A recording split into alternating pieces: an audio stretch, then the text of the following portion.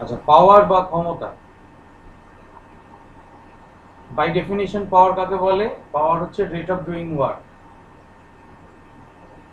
তার মানে পাওয়ার যদি পি দিয়ে লিখি, এটা হচ্ছে work done, W by time taken, T. P হচ্ছে ডাব্লিউ বাই টি, বাংলায় হচ্ছে ক্ষমতা, পি হচ্ছে কৃতকার্য, ডাব্লিউ বাই সময়। অর্থাৎ কি হারে কাজ করছি। যে যন্ত্র যত দ্রুত কাজ করতে পারে সেই যন্ত্রের তত ক্ষমতা বেশি বলা হয় পদার্থবিজ্ঞানের ভাষায়। একটা উদাহরণ নিয়ে আলোচনা আগেও করেছিলাম, আবার করছি। সেটা হচ্ছে যে ধরো দুটো পাম্প আছে, দুটো পাম্পই জল তুলছে। একটা পাম্প গ্রাউন্ড ফ্লোর থেকে থার্ড ফ্লোরে একটা রিজার্ভার রাখা আছে, সেই রিজার্ভারে জল তুলছে। সেই রিজার্ভারে জল তুলতে একটা পাম্প 30 মিনিট সময় নেয়, আর একটা পাম্প 45 মিনিটস সময় নেয়, 45 মিনিট সময় নেয়। ন্যাচুরালি তাহলে যে কম সময়ে জল তুলতে পারছে তার ক্ষমতা বেশি। অর্থাৎ এই যে রাশিটা টি, টি যার ক্ষেত্রে কম, অর্থাৎ ডিনোমিনেটর বা হর টি যার ক্ষেত্রে ছোট, সেই যন্ত্রটির ক্ষমতা বেশি। আবার অন্যভাবে যদি ভাবো, একটি পাম্প আধ ঘন্টায় দোতলায় থাকা একটি ট্যাঙ্কে ভর্তি করে, আরেকটি পাম্প ওই একই সময় 3 তলায় থাকায় আরেকটি ট্যাঙ্কে ভর্তি করে। তাহলে যে পাম্পটি 3 তলায় থাকা ট্যাঙ্কটিকে ভর্তি করতে পারে সে কারণে বেশি কৃতকার্য করেছে, ওই একই সময়ের মধ্যে বেশি ওয়ার্ক ডান করেছে। তাহলে সেই ক্ষেত্রে নিউমারেটরটা বড়, ডিনোমিনেটরটা তো একই, দুজনে একই সময় নিয়েছে, সেই ক্ষেত্রে যে 3 তলায় জল তুলেছে তার ক্ষমতা বেশি। এর একক কি? ইউনিটস। সিজিএস সিস্টেমে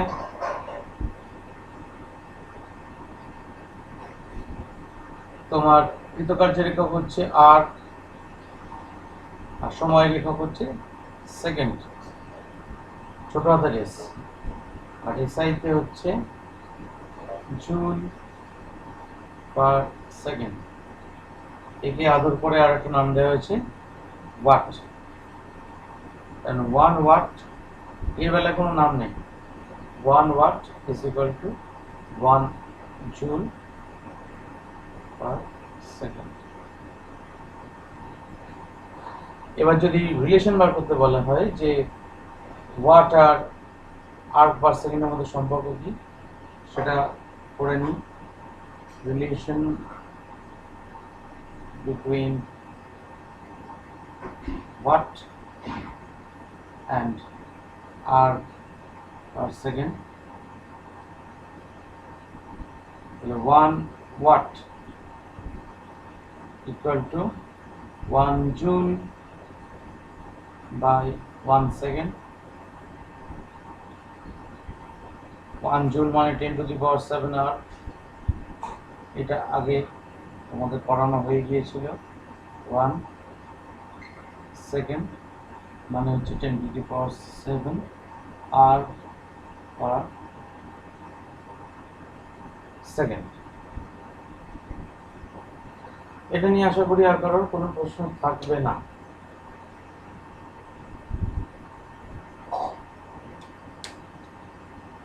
এরপর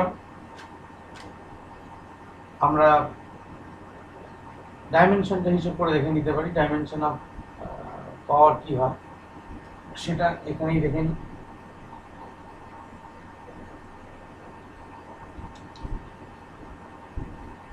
ডাইমেনশন অফ পাওয়ার, ক্ষমতার মাত্রা, মাত্রাহীন ক্ষমতা মান। তাহলে কি হবে সেটা? Dimension of power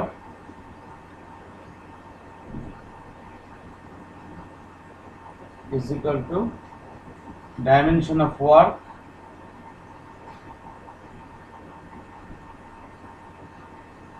by dimension of time, বাংলায় হচ্ছে ক্ষমতার মাত্রা সমান কৃতকার্যের মাত্রা বাই সময়ের মাত্রা।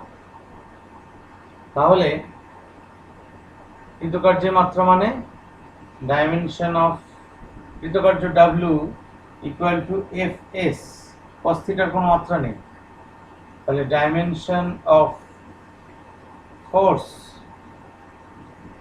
ইনটু ডাইমেনশন অফ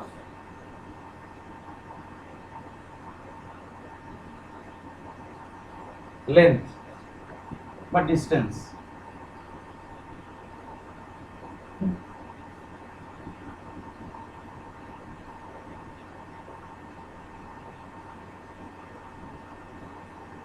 এই তো তো আমরা বলের মাত্রা জানি, আলাদা করে আর বার করছি না, ml টি টু দি পাওয়ার -2, এটা তো একটা মোটামুটি স্ট্যান্ডার্ডে দাঁড়িয়ে গেছে এখন। আর দূরত্বের মাত্রা হচ্ছে l, আর সময়ের মাত্রা হচ্ছে t, তাহলে একসঙ্গে করলে ml square T to the পাওয়ার -3।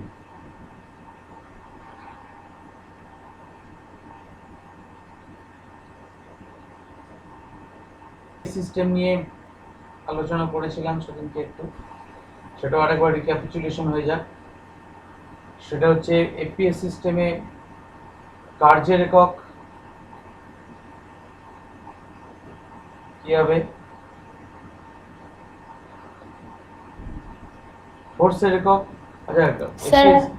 আচ্ছা এক মিনিট স্যার আমি স্টেপ বাই স্টেপ আসি। বলের একক হচ্ছে পাউন্ড ওয়েট, বা পাউন্ড ওয়েট ছাড়াও পাউন্ড ওয়েটটা হচ্ছে গ্র্যাভিটেশনাল ইউনিট। আর আচ্ছা একটা কথা বলি, তোমাদের বোধহয় এই গ্র্যাভিটেশনাল ইউনিট আর অ্যাবসলিউট ইউনিট এই দুটো নিয়ে আলোচনা সেইভাবে করিনি, এই জায়গাটা একটু ক্লিয়ার হয়ে যাওয়া ভালো, এই দু রকম ইউনিটের প্রয়োজন হচ্ছে কেন, হোয়াট মানে একটাকে অ্যাবসলিউট ইউনিট বলে, একটাকে গ্র্যাভিটেশনাল ইউনিট বলে, কেন বলে, বাংলায় একটাকে অভিকর্ষীয় একক বলে, একটাকে পরম একক বলে, ফোর্সের বেলাতেই আসে। একটা হচ্ছে অ্যাবসলিউট ইউনিট অফ ফোর্স, এটা হচ্ছে বলের পরম একক। আর আরেকটা বলছি গ্র্যাভিটেশনাল ইউনিট অফ ফোর্স,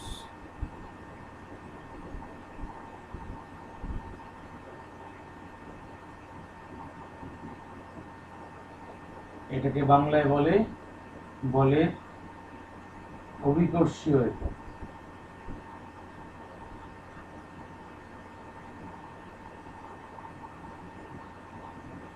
এই যে দুটো ইউনিট, এই দুটো ইউনিটের উৎপত্তিটা একটু আলোচনা করি। এবং বলের যেরকম পরম একক অভিকর্ষীয় একক দু ধরনের একক আছে, সেই রকমই বলের সঙ্গে রিলেটেড যে সমস্ত কোয়ান্টিটিগুলো আছে, যেমন ধরো ওয়ার্ক ডান, কৃতকার্য, বল মানে বল ঢুকে আছে কৃতকার্যের রাশিমালার মধ্যে, ফোর্স টার্মটা ঢুকে আছে, বা পাওয়ার, এতেও কৃতকার্যের টার্মটা কৃতকার্য শুধু নয়, পাওয়ারের মধ্যে কৃতকার্য ঢুকে আছে, মানে তার মানে ফোর্সও ঢুকে আছে। এছাড়াও তোমার এনার্জি কনসিডারেশনে যখন যাবে তখনও দেখবে এনার্জি কনসিডারেশনেও তখন এনার্জি আর ওয়ার্ক ডান বেসিক্যালি একই, সেটা আলোচনা করবো আজকে। সেখানেও দেখবে এই রকম দু ধরনের ইউনিট ব্যবহার করা যেতে পারে, অ্যাবসলিউট ইউনিট একটা, গ্র্যাভিটেশনাল ইউনিট একটা। ধরো আমরা যদি Newton's law of motion class 7 থেকে শিখে আসছি, নিউটনের যেটা দ্বিতীয় গতিসূত্র সেইটা একটুখানি ভাবি, তার ম্যাথমেটিক্যাল ফর্মটা ভাবি। সেটা কি ছিল না, F equal to M A, F equal to M A ছিল। এই F equal to M A থেকে আমরা বলেছিলাম কি, যে একক ভরের বস্তু একক ত্বরণ সৃষ্টি করতে পারে যে পরিমাণ বল প্রয়োগ করলে, সেই পরিমাণ বলকে আমরা একক বল বলবো। এটা হচ্ছে অ্যাবসলিউট ইউনিট অনুযায়ী বলের সংজ্ঞা।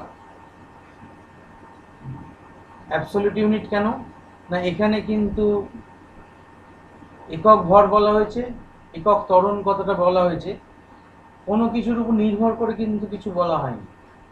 সেই জন্যই পরম পরম বা চরম এই কথাগুলো ব্যবহার করা হয় সাধারণত এইটা বোঝাতে যখন সেই রাশিটা অন্য কোনো শর্ত বা অন্য কোনো কিছুর উপর নির্ভর করে তৈরি হয় না। একক ভরের বস্তু একক ত্বরণ সৃষ্টি করবে বা উৎপন্ন করবে, যে পরিমাণ বল প্রয়োগ করলে সেই পরিমাণ বলকে আমরা পরম এককে একক বল বলছি। দেখো এখানে কোনো কিছুর উপর নির্ভর করছি না। The force which can produce unit acceleration when acted upon unit mass is known as unit force according to absolute unit of force or according to the absolute system of definition of force. কিন্তু অভিকর্ষীয় এককে বা gravitational ইউনিটে কি হয় না, gravitational ইউনিটে একক ভরের বস্তু পৃথিবী যতটা বল দিয়ে তাকে আকর্ষণ করে সেই বলটাকে এক অভিকর্ষীয় একক বল বলা হয়, one gravitational unit of force বলা হয়। তার মানে সিজিএস সিস্টেমে যদি আসি তাহলে 1 গ্রাম ভরের বস্তুকে পৃথিবী যে বল দিয়ে আকর্ষণ করছে সেটা হচ্ছে এক অভিকর্ষীয় একক বল। 1 কিলোগ্রাম ভরের বস্তু এসআই সিস্টেমে যদি আসি, 1 কিলোগ্রাম ভরের বস্তু 1 কিলোগ্রাম ভরের একটা বাটখারা ভাবো, তাকে পৃথিবী যে বল দিয়ে আকর্ষণ করছে সেটা হচ্ছে এসআই সিস্টেমে বলের গ্র্যাভিটেশনাল ইউনিট। কিন্তু এই ক্ষেত্রে যে সংজ্ঞাটা দিচ্ছি সেই সংজ্ঞাটা অর্থাৎ F = ma, Fটা হচ্ছে বল, mটা হচ্ছে ভর, এটা হচ্ছে ত্বরণ। ইংরেজিগুলো জানো আর লিখছি না। এই গ্র্যাভিটেশনাল ইউনিটের ক্ষেত্রে এই জিনিসটা চেহারাটা একই রকম থাকে, শুধু এইটাকে আমরা বলি ওজন, ওয়েট। এটা তো ভর, এটা নিয়ে কোনো দ্বিধা নেই। আর এই ত্বরণের বেলায় এইখানে হয়ে যায় শুধু ত্বরণ নয়, অভিকর্ষজ ত্বরণ, অ্যাক্সিলারেশন ডিউ টু গ্র্যাভিটি। বেশ, বেসিক্যালি এক বল আর ওজন, ওজনও তেমন এক ধরনের বল। এটাকে অভিকর্ষীয় একক বলছি কেন, কারণ এই বলটা পৃথিবীর অভিকর্ষীয় টানের উপর নির্ভর করছে। পৃথিবীর সব জায়গায় কিন্তু অভিকর্ষীয় আকর্ষণ সমান নয়। যেমন তোমরা হয়তো ভূগোল বইতে পড়েওছো, জানি না আমি, সেটা হচ্ছে নিরক্ষীয় অঞ্চলে অর্থাৎ ইকুয়েটোরিয়াল রিজিয়নে পৃথিবীর রেডিয়াসটা বড়। পৃথিবীর রেডিয়াসটা বড় বলে সেখানে কিন্তু এই পৃথিবীর যে আকর্ষণ বল সেটা খানিক কম। আবার পোলস বা মেরু অঞ্চলে সেখানে পৃথিবীর ব্যাসার্ধটা তুলনামূলকভাবে কম। পৃথিবীর যে গোলক বলে যদি ভাবি অবলেট স্ফেরয়েড, তা সেই অবলেট স্ফেরয়েডের ব্যাসার্ধটা তুলনামূলকভাবে কম এবং সেখানে আকর্ষণ বলটা একটু বেশি। অর্থাৎ তুমি যদি মেরুতে দাঁড়াও তোমার ওজন একটু বেশি হবে, তুমি যদি নিরক্ষরেখা বা ইকুয়েটোরিয়াল রিজিয়নে যদি দাঁড়াও তোমার ওজন একটু কম হবে। এছাড়াও আরও বিভিন্ন ফ্যাক্টরের উপর নির্ভর করে, যেমন ধরো তুমি যদি পাহাড়ের উপর ওঠো, হ্যাঁ, তুমি সমুদ্রপৃষ্ঠে যখন আছো, সি লেভেলে যখন আছো, তোমার যা ওজন হবে তুমি দেখবে পাহাড়ের উপর যদি উঠে ওজন করো দেখবে তোমার ওজন কমে গেছে। অর্থাৎ আমরা যত ভূপৃষ্ঠ ছেড়ে উঁচুতে উঠবো উই উইল বিকাম লাইটার, আস্তে আস্তে হালকা হয়ে যাবো। সুতরাং বুঝতেই পারছো, আমি কলকাতা থেকে 1 কেজি আপেল কিনলাম, 1 কেজি আপেল কিনলাম স্প্রিং ব্যালেন্সের সাহায্যে। ও আমায় 1 কেজি আপেল দিল। এবার সেই আপেলটা আমি দার্জিলিংয়ে নিয়ে গিয়ে বিক্রি করব। এবার সেই আপেলটা দার্জিলিংয়ে নিয়ে গিয়ে তাহলে হালকা হয়ে যাবে একটু, তাহলে 1 কেজিটা 1 কেজি দেখাবে না আমাকে, 950 গ্রাম দেখাবে, তাহলে আমি ঠকে যাব। কিন্তু উল্টোটা যদি হয়, দার্জিলিংয়ে কিনে যদি কলকাতায় বিক্রি করি, তাহলে আমি 1 কেজি বলে দার্জিলিংয়ে যেটা কিনবো সেটা কলকাতায় এসে কিন্তু আমার মোটামুটি 1 কিলো 50 গ্রাম দাঁড়াবে। অর্থাৎ আমি সেক্ষেত্রে লাভবান হব। তবে সাধারণত ব্যবসায়ীরা লাভবানই হয়, কারণ আপেলটা পাহাড়ি অঞ্চলেই হয়, ঠান্ডা জায়গায়, কলকাতার মতো সমতলে হয় না। তা এই হচ্ছে ব্যাপার। তাহলে সুতরাং এর ক্ষেত্রে যেহেতু অভিকর্ষী ও আকর্ষণ বলের উপর নির্ভর করছে ফোর্সটা, সেই জন্য একে গ্র্যাভিটেশনাল ইউনিট বলা হয়। তাহলে এর বেলায় সিজিএসএ এর একক, সিজিএসএ একক বল কত এখানে? 1 ডাইন। এর বেলায় হবে সিজিএসএ 1 গ্রাম ওয়েট, এসআইতে হবে 1 নিউটন। এই সম্পর্কগুলো যেন একদম পেনের ডগায় থাকে, নাহলে কিন্তু পরবর্তীকালে খুব মুশকিলে পড়বে। পরবর্তীকালে মানে এরই যদি কিছু প্রবলেম দেওয়া হয় তাহলে কিন্তু মুশকিলে পড়বে। এখানে হচ্ছে তাহলে 1 কেজি ওয়েট, না এই বাংলায় বলে ভার, 1 গ্রাম ভার, 1 কিলোগ্রাম ভার। এই weight, what does this weight mean? এই ওয়েট মানে হচ্ছে এই অভিকর্ষজ ত্বরণের মানটা আমাকে গুণ করতে হবে, অর্থাৎ 1 গ্রাম ওয়েট মানে এই 1/9 মানে তো 1 gram into 1 centimetre per second square. এটুকু তো সবাই জানা আছে, কারণ F equal to M A, M হচ্ছে 1 গ্রাম, এম হচ্ছে 1 centimetre per second square. 1 newton মানে জানা আছে 1 KG into 1 metre per second square. তাহলে 1 গ্রাম ওয়েট সিজিএসএ, তাহলে 1 গ্রাম ইন্টু, দেখো জি আছে এখানে জি, তাহলে জি এর ভ্যালু কত? 981ই ধরো, 981 সেন্টিমিটার পার সেকেন্ড স্কোয়ার, অর্থাৎ 981 গ্রাম সেন্টিমিটার পার সেকেন্ড স্কোয়ার, বা 981 আর, অর্থাৎ তার মানে 1 গ্রাম ওয়েট ফোর্স, এই আর্ক বলছি, ভুল লিখলাম, এটা ফোর্স করছি, তাহলে ডাইন 981 ডাইন, তাহলে 1 গ্রাম ওয়েট ফোর্স হচ্ছে তার মানে 981 ডাইন, তার মানে 1 গ্রাম ওয়েট ফোর্সটা অনেক বড় ফোর্স। তেমনি করে 1 কেজি ওয়েটটা এখানে করি, 1 KG weight equal to 1 KG into 9.8 metre per second square equal to তাহলে 9.81 নিউটন। তার মানেটা কি দাঁড়ালো? অর্থাৎ 1 কেজি ওয়েট ফোর্সটা এই 1 নিউটনের 9.81 টাইমস। আমরা এবার কি বলতে গেছিলাম ওখানে, যে গ্র্যাভিটেশনাল ইউনিট অফ পাওয়ার, সেইখান থেকে এত কথা এলো।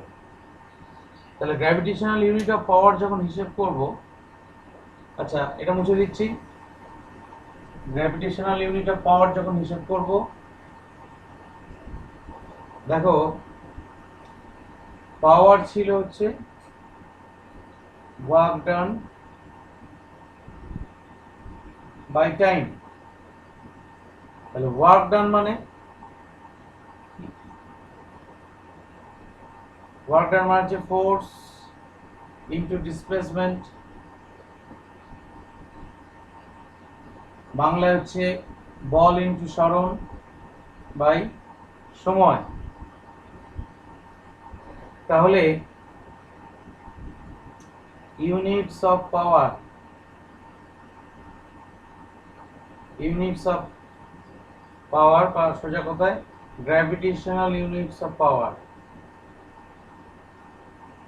অভিকর্ষীয় একক, এমনি একক নয়, গ্র্যাভিটেশনাল ইউনিটস অফ পাওয়ার। তাহলে সিজিএস এ আগে লিখি, সিজিএসটাই লিখি সুবিধা হবে বুঝতে। সিজিএস হচ্ছে 1 gram weight into 1 centimetre by 1 second. এসআইতে হবে 1 KG weight into 1 metre by 1 second. FPS, এই সিস্টেমটা কি না British system, foot pound second. এখানে ভরের একক হচ্ছে পাউন্ড, পাউন্ডের সিম্বল হচ্ছে এলবি, এলবি। তাহলে 1 pound weight into 1 feet, 1 foot by 1 second. এই এলটাকে ছোট হাতে লিখি। Now what is this 1 pound weight force? তাহলে 1 পাউন্ড ওয়েট ফোর্স মানে এফপিএস সিস্টেমে তোমরা জানো অলরেডি জি এর ভ্যালুটা সিজিএস এর 981 সেন্টিমিটার পার সেকেন্ড স্কয়ার, এটা হচ্ছে সিজিএস। এসআই তে 9.81 মিটার পার সেকেন্ড স্কয়ার, এটা এসআই। আর জেনে রেখে দাও এফপিএস সিস্টেমে 32 ফিট পার সেকেন্ড স্কয়ার, এটা হচ্ছে এফপিএস। তাহলে 1 পাউন্ড ওয়েট এলবি ওয়েট, এইটা মানে হচ্ছে 1 pound into 32 fit per second square. এই গোটা জিনিসটাকে 1 পাউন্ড ওয়েট ফোর্স বলা হয়। এটা হচ্ছে gravitational unit of force in FPS system. Gravitational unit of force in FPS system হচ্ছে 1 পাউন্ড ওয়েট। এটা গ্র্যাভিটেশনাল ইউনিট বলে লিখেও রাখলাম। আর যদি অ্যাবসলিউট ইউনিট চাই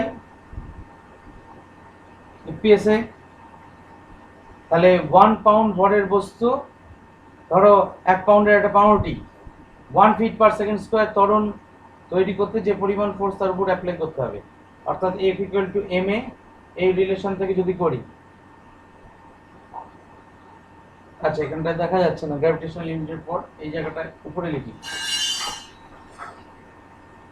F ইকুয়াল টু ma, এই রিলেশনটা থেকে আমাকে যদি করতে হয় absolute unit of force in FPS system, তাহলে F ইকুয়াল টু ma, তাহলে m হচ্ছে 1 পাউন্ড, a হচ্ছে 1 ফিট পার সেকেন্ড স্কয়ার। এই 1 pound into 1 feet per second স্কয়ারকে নাম দেওয়া হয়েছে 1 পাউন্ডাল।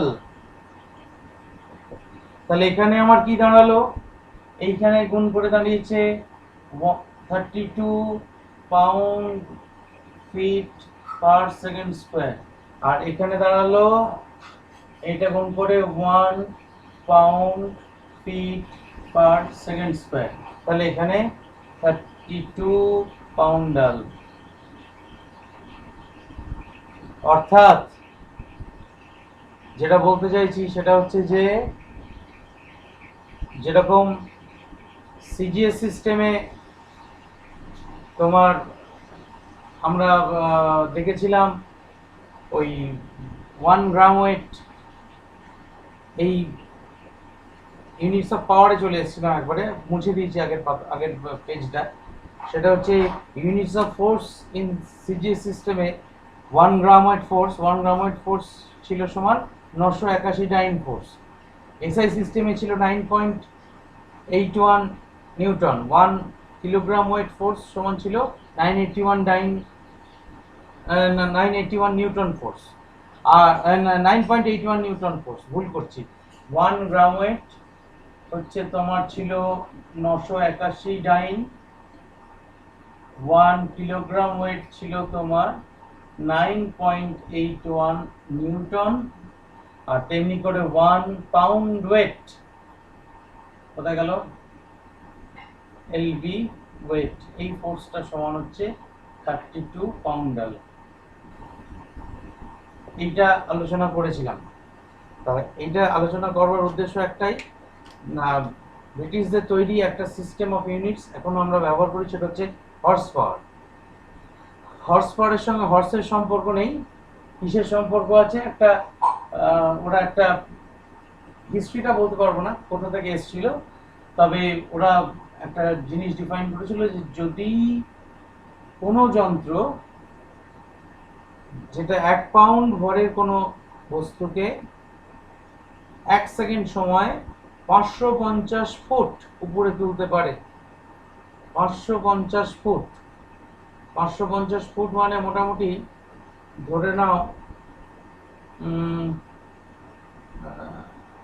100 মিটারেরও বেশি, মানে 3 ফুটে 1 গজ, সেটা 1 মিটারের চেয়ে সামান্য কম, তাহলে মোটামুটি 350 ফুটে 100 মিটার হয়ে যায়। তার মানে প্রায় 150 মিটারের মতো, 150 মিটার উপরে তুলতে পারে সেই রকম যন্ত্রের ক্ষমতাকে 1 হর্স পাওয়ার বলা হয়। বা ঘুরিয়ে বললে 550 পাউন্ড ভরের কোনো বস্তুকে, অর্থাৎ তোমাকে 550 পাউন্ড পাউন্ডে দেওয়া হয়েছে, 550 মানে প্রায় 250 কেজির মতো একটা ওজন, মানে ভর আর কি। 250 কেজি ওজনের একটা বস্তুকে তুমি 1 ফুট তুলতে পারো যদি 1 সেকেন্ড সময়। 250 কেজি 1 সেকেন্ডে তুলতে হবে 1 ফুট, তাহলে সেই যন্ত্রের ক্ষমতা হচ্ছে 1 হর্স পাওয়ার। বুঝতেই পারছো, আমরা সাধারণ মানুষের কারোরই 1 হর্স পাওয়ার ক্ষমতা নেই। তাহলে 1 হর্স পাওয়ার বাংলায় বলা হয় অশ্ব ক্ষমতা, equal to 550 foot pound wait per second. এখানে পাউন্ড ওয়েট ঢুকে আছে, কেন এখানে পাউন্ড ওয়েট বার করলাম বুঝতে পেরেছো? শুধু শুধু বার করিনি। তাহলে 550 ফুট পাউন্ড, আমরা আগের দিন যে কনভার্সনগুলো করছিলাম সেই কনভার্সনগুলো আরেকবার বসাবো, আমার মনে থাকে না, সেই জন্য I am taking the help of Google.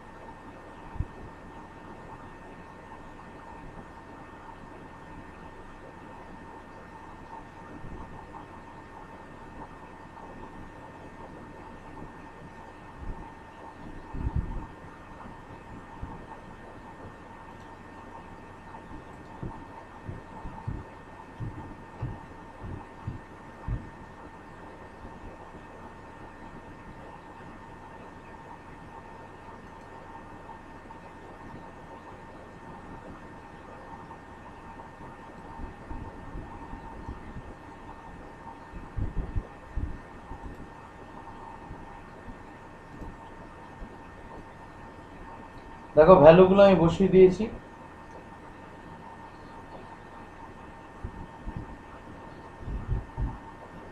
Five five zero, আচ্ছা 1 ফুট সমান 0.3048 মিটার, 1 পাউন্ড সমান 45932 কেজি, আর অ্যাক্সেলারেশন ডিউ টু গ্র্যাভিটি, এই যে ওয়েটটা আছে, আমি অলরেডি যেহেতু এসআই তে কনভার্ট করছি সেই জন্য এটা 9.81 মিটার পার সেকেন্ড স্কোয়ার দিয়ে গুণ করেছি। 32 পাউন্ড দিয়ে গুণ করলে আবার সেটাকে আমাকে মিটার পার সেকেন্ড স্কোয়ারে নিয়ে যেতে হতো।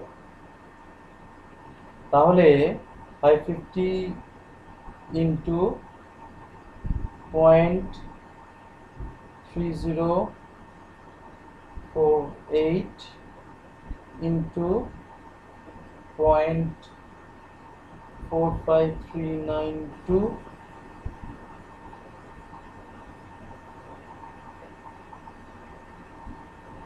9.81 equal to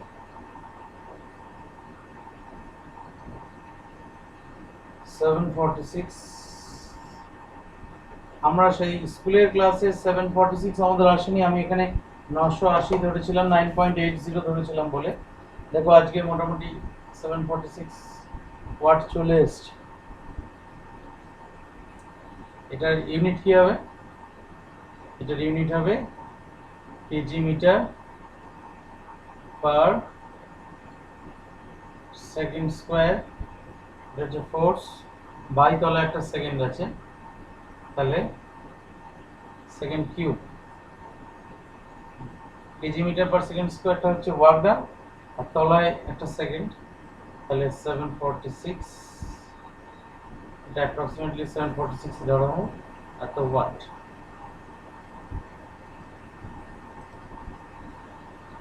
তাহলে 1 হর্স পাওয়ার আমরা 746 ওয়াটের মতো ক্ষমতা সম্পন্ন ধরবো। এই হচ্ছে হর্স পাওয়ার। আচ্ছা, এরপরে আমরা যে জায়গাটা পড়বো সেটা হচ্ছে এনার্জি। এনার্জির ক্যালকুলেশন নয় পরের ক্লাসে করব, আমরা আজকে একটুখানি আলোচনা করে রাখি এনার্জি কি, এনার্জি আমাদের কি পড়তে হবে এবং এনার্জি কিভাবে পড়ব, সেই হিসেবগুলো কিভাবে করব একটুখানি আলোচনা করব। বইতে যদি ডেফিনিশন দেখো এনার্জি, দেখবে লেখা আছে কাজ করবার সামর্থ্যকে শক্তি বলা হয়। Energy is the ability of doing work. হ্যাঁ, ন্যাচারালি এনার্জি ছাড়া কাজ করা যায় না, সেটা তো সত্যি কথাই। এনার্জি চাই। তুমি একটা অটোমোবাইল ইঞ্জিনে সেটাকে কার্যকর করবার জন্য তাইতে পেট্রোল বা ডিজেল ঢালতে হয়, সেটাকে পোড়াতে হয়, পুড়িয়ে যে হিট এনার্জিটা তৈরি হয় সেই হিট এনার্জিটা কিছুটা কাজ করে। বা ইলেকট্রিক্যাল এনার্জি দিয়ে আমরা ঘরের মধ্যে আলো পাখা ইত্যাদি বিভিন্ন যন্ত্রপাতি ইত্যাদি চালাই। তার মানে এনার্জি চাই। এই এনার্জির অনেক ফর্মস আছে, এগুলো ছোটবেলা থেকেই পড়ে এসছো। বিভিন্ন forms: electrical energy, light energy, hit energy, sound energy, magnetic energy ইত্যাদি ইত্যাদি, নিউক্লিয়ার এনার্জি। তো যাই হোক, এই এনার্জি সম্বন্ধে একটা বিরাট কথা বলা হয়। সাধারণ ক্ষেত্রে এনার্জিকে neither be created nor be destroyed. শক্তি উৎপন্ন করা যায় না, শক্তি ধ্বংস করা যায় না সাধারণ ক্ষেত্রে। অসাধারণ ক্ষেত্রে কি হয় সেটা পরে আসছে।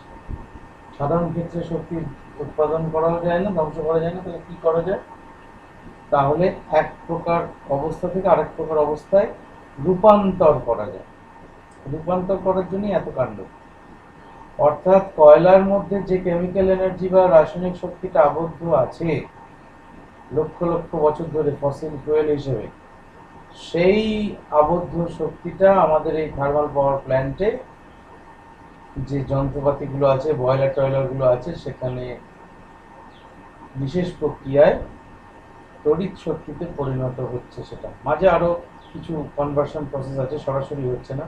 প্রথমে তোমার তাপ শক্তি থেকে, প্রথমে রাসায়নিক শক্তি থেকে তাপ শক্তি উৎপন্ন হচ্ছে, কয়লাটা পোড়ানো হচ্ছে, সেই তাপ শক্তি দিয়ে প্রথমে টারবাইন ঘোরানো হচ্ছে, অর্থাৎ মেকানিক্যাল এনার্জি তৈরি হচ্ছে। সেই mechanical energy in turn electrical energy তৈরি করছে।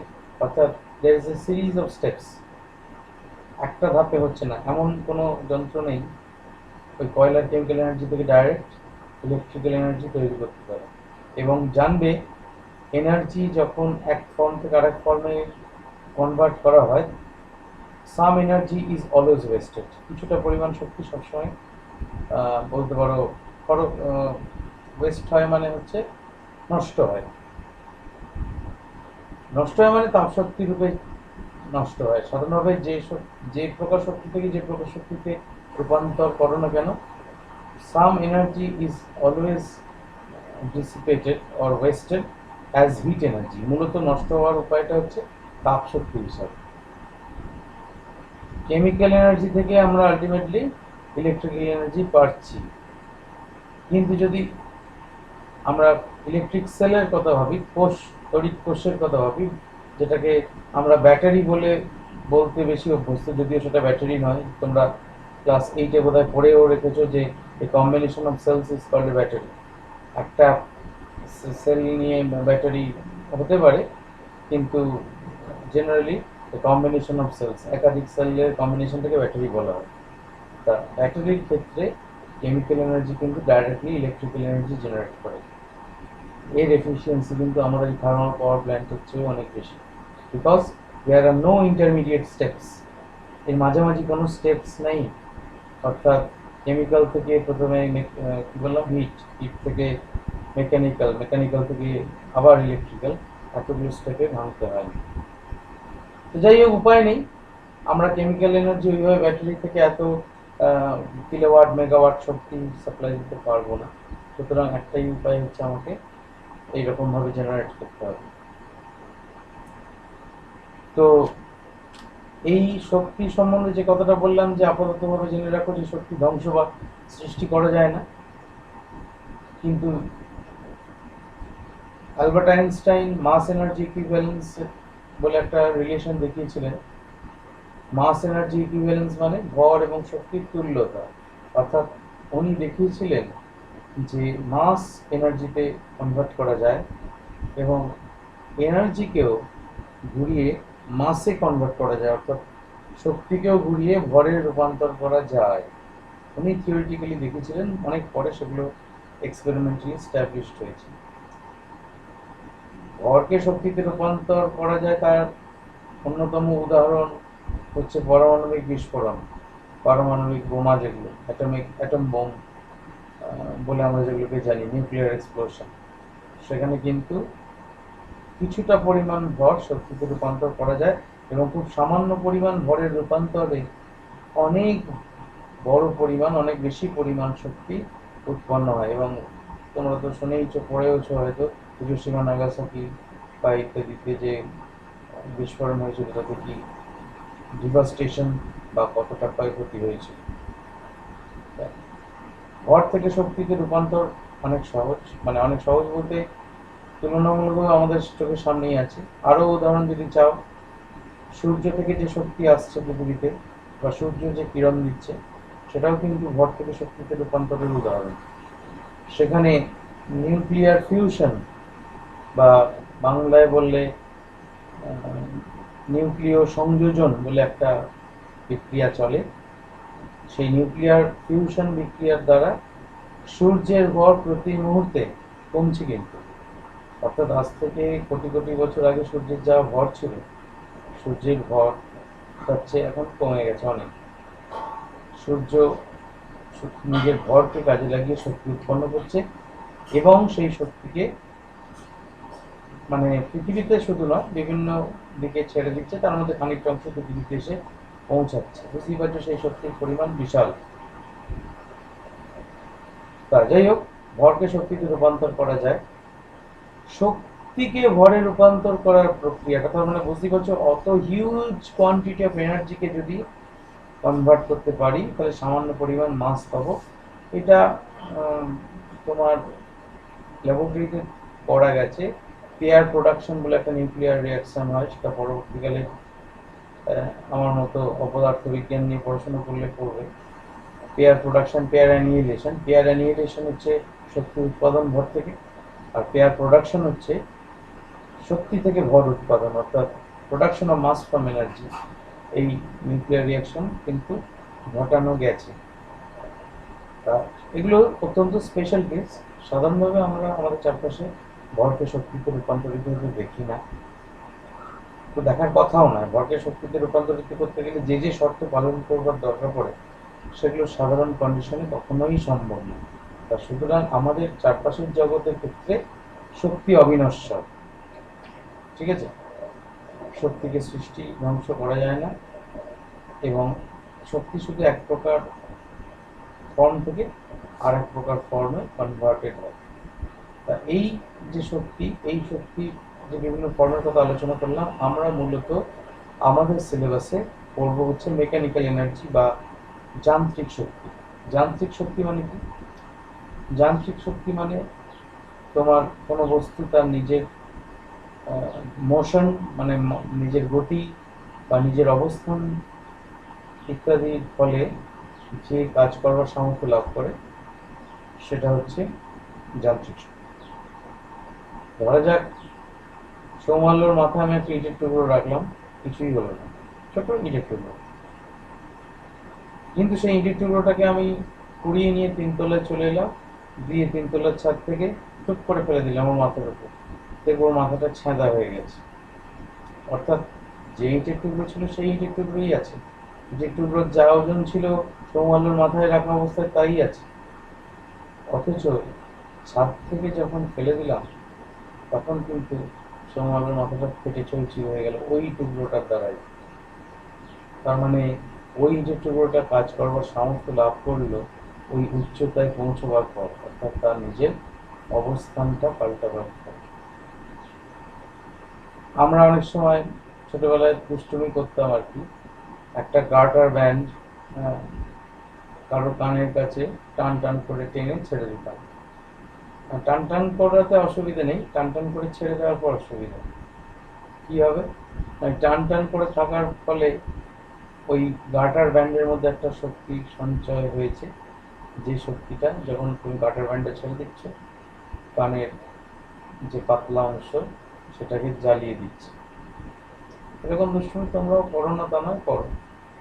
যাকে অর্থাৎ সোজা কথা, গার্টারটা সাধারণ অবস্থায় কিন্তু কাজ করবার সামর্থ্য লাভ করেন। এছাড়াও দেখবে তুমি হাঁটতে হাঁটতে গিয়ে একজন দাঁড়িয়ে আছে, তাকে ধাক্কা দিলে তার যতটা না লাগবে তুমি দৌড়তে এসে তাকে গিয়ে ধাক্কা দিলে তার অনেক বেশি লাগবে। তাহলে এক্ষেত্রে কি হচ্ছে না, তোমার স্পিডটা যত বেশি থাকছে তোমার ধাক্কাটা তত বেশি হচ্ছে, অর্থাৎ তুমি তাকে ধাক্কা দিতে পারছো আরো বেশি জোরে। সেই তুমিই ধাক্কা দিচ্ছ, তোমার ভর পাল্টাচ্ছে না, তুমি যে লেভেলে আছো সেই লেভেলেই আছো। অর্থাৎ তোমার যে উচ্চতা বেড়ে গেছে বলে তোমার কাজ করবার সামর্থ্য বেড়েছে তা না, কি বেড়েছে না, তোমার স্পিড বেড়েছে। এই ক্ষেত্রে আমরা বলবো কাইনেটিক এনার্জি বৃদ্ধি পেয়েছে। কাইনেটিক এনার্জি বৃদ্ধি পেলে কাজ করবার সামর্থ্য বৃদ্ধি পায়।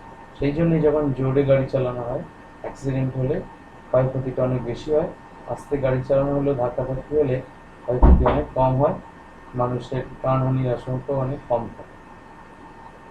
এই আর কি। এই হচ্ছে শক্তির ক্যালকুলেশন পার্টটা আমরা পরের ক্লাসে দেখব।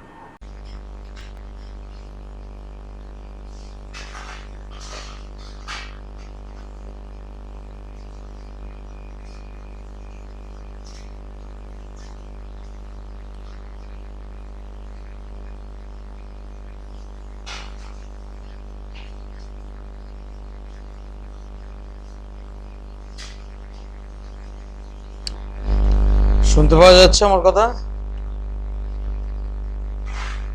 স্যার, হ্যাঁ স্যার পাওয়া যাচ্ছে।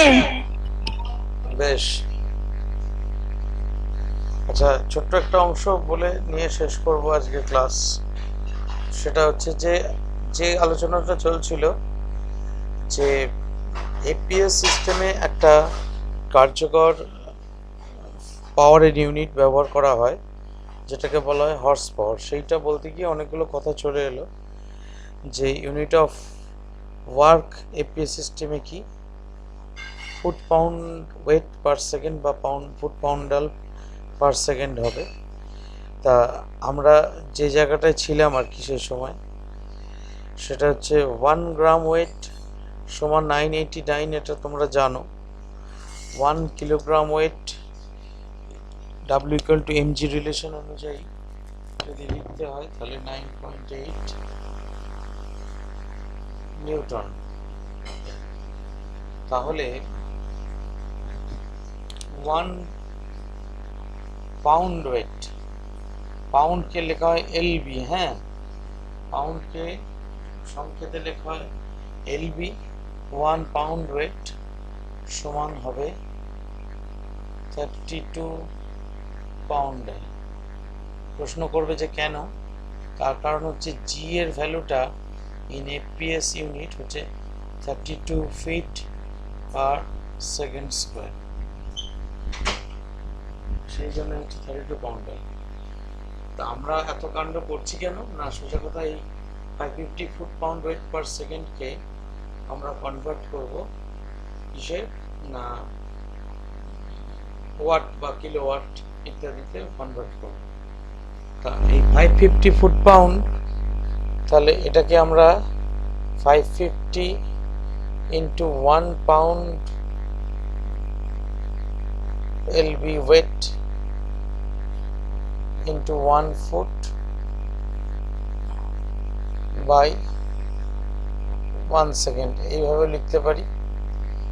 তাহলে 550 into 1 pound, 1 pound মানে কত গ্রাম বা কত কিলোগ্রাম, কিলোগ্রামেই করা ভালো, মোটামুটি 453 এর মতো হয়। আমরা একবার দেখে নিই যে 1 পাউন্ড সমান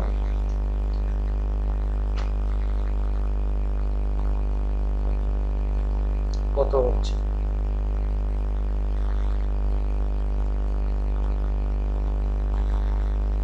One pound mass স্যার বোর্ডটা দেখতে পাচ্ছি না। তোম শেয়ার স্ক্রিনটাকে টাচ করো, দেখতে পাবে। দেখো এবার 1 পাউন্ড মাস সমান এখানে দেখিয়েছে 0.453592। এত না লিখলেও আমরা 0.453 কেজি লিখলাম। এই ওয়েটটার জন্য আমাকে 9.8 মিটার পার সেকেন্ড স্কোয়ার দিয়ে গুণ করতে হবে, ইন্টু 1 ফুট আছে। এবার 1 ফুট দেখি এরা এখানে না, এখানে দিচ্ছে না, তাহলে আমরা এখানে 1 foot.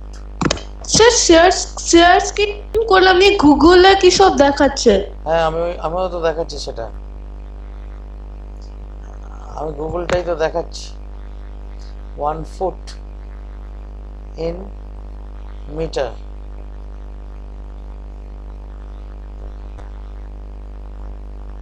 One foot in metres. 1 foot মানে হচ্ছে 0.3048, 0.3048 মিটার ডিভাইডেড বাই হচ্ছে 1 সেকেন্ড। এবার আমি গুগলটা বন্ধ করে দিচ্ছি, এবার স্ক্রিনটা দেখতে পাবে। অর্থাৎ 550 যেমন আছে রইল, 1 পাউন্ডের জায়গায় 0.453 কেজি বসালাম।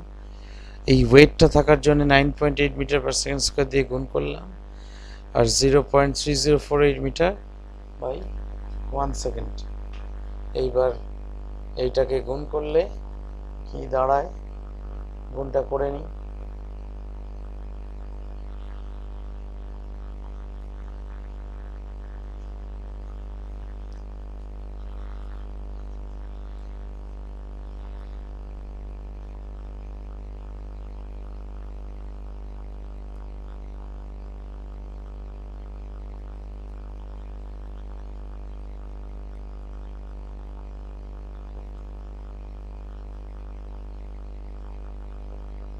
তাহলে আমাদের এখানে কি কি গুণ করতে হবে? 1 নম্বর হচ্ছে 550 into 0.453 into 9.8 into 0.3048 equal to 744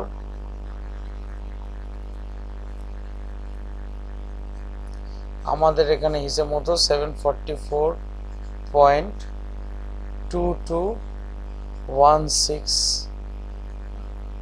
এইটা এসছে, এবং এটা অবভিয়াসলি সবগুলোই আমরা এসআইতে নিয়ে গেছি, মানে এর এককটা হবে ওয়াট। ব্যাপার হচ্ছে যে বাস্তবে এই তোমার হর্স পাওয়ারের ইউনিটটা ওরা আরও অ্যাকুরেটলি এই 9.8টা 9.8 রাখে না, 81 বা আরও অন্য কিছু ভ্যালু বসায়, 453টাকে আরও অ্যাকুরেটলি বসায়, বসিয়ে এই ভ্যালুটা মানে অরিজিনাল কনভার্সনে দেখা যায় আমরা এখানে একটা অ্যাপ্রক্সিমেশন করে তো কনভার্ট করলাম, অরিজিনাল কনভার্সনে দেখা যায় যে মোটামুটি 1 HP is equal to 746 watt মোটামুটি। অর্থাৎ আমাদের 746 ওয়াট ক্ষমতা সম্পন্ন কোনো যন্ত্রের কে যদি হর্স পাওয়ারে কনভার্ট করা হয় সেটা 1 হর্স পাওয়ার হয়। এই এক্স্যাক্ট 746 আসতে গেলে এই ভ্যালুগুলোকে আরও অ্যাকুরেট তার ভ্যালুতে বসাতে হবে। আমরা এখানে অ্যাপ্রক্সিমেশন যেগুলো বসিয়েছি সেগুলো না ধরে আরও এক্স্যাক্ট ভ্যালুতে বসালে 746 ওয়াট হয়। এবং আগে এই ইউনিটটা আরও বেশি ব্যবহার হতো, এখন ব্যবহার অনেক কমে গেছে। আগেতে এই 746 ওয়াট তো উল্লেখই করা হতো না, এত হর্স পাওয়ারের ইঞ্জিন এখনো পর্যন্ত রেলের ইঞ্জিন আমি যেটুকু জানি, ট্রেনের ইঞ্জিন আর কি, যেগুলো ওই তোমার ধরো রাজধানী এক্সপ্রেসের মতো বড় বড় ট্রেন টানে আর কি, অত হাই স্পিডে ড্র করে, সেই ইঞ্জিনগুলো মোটামুটি আমার শোনা আর কি, জানি না কতটা এর পিছনে আবার সত্যতা আছে, যেটুকু শুনেছিলাম প্রায় 7500 হর্স পাওয়ারের ইঞ্জিন, মানে 7500 হর্স পাওয়ার এক একটা ইঞ্জিন। তবে ওই অত লোড নিয়ে, অত ভারী বগি নিয়ে ট্রেনটা অত জোর দৌড়তে পারে, অতগুলো বগি নিয়ে প্রায় 20টার মতো বগি থাকে, 7500 হর্স পাওয়ার। তাহলে আর একটা এখন বর্তমানে আর একটা ইউনিট ব্যবহার করা হয়, সেটা হচ্ছে কিলোওয়াট। তাহলে বুঝতেই পারছো, কিলো মানেই হচ্ছে 1000 ওয়াটকে 1 কিলোওয়াট বলা হবে। যেরকম কিলো ইউনিটটা, কিলো প্রিফিক্সটা আমরা যে কোনো ইউনিটের আগে বসাই যখন, তখন তাদের মধ্যে সম্পর্কটা 1000-এর হয়ে যায়। অর্থাৎ 1000 মিটারে 1 কিলোমিটার, 1000 গ্রামে 1 কিলোগ্রাম, তেমনি 1000 ওয়াটে 1 কিলোওয়াট। সেই রিলেশনটাও এখন বিভিন্ন জায়গায় ব্যবহার হচ্ছে। 1 KW, কেটা ছোটো হাতে, ডাব্লুটা বড় হাতে, 1 কিলোওয়াট ইকুয়াল টু তাহলে 1000 ওয়াট। এইটুকুই বলা বাকি ছিল আমার আজকের ক্লাসে। তোমাদের এবার